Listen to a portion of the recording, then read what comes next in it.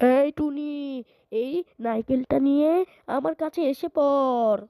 এই টুনি, তুই রক্তমাখা হাত খেয়ে আমার কাছে এসে পড়।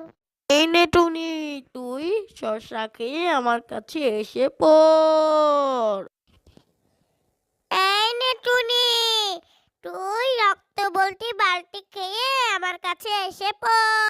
এই টুনি, তুই এবার গাজর নিয়ে আমার কাছে এসে পড়। টুনি, এই টুনি, তুই রক্ত নিয়ে আমার কাছে এসে পড়। এখন আমি কি করি?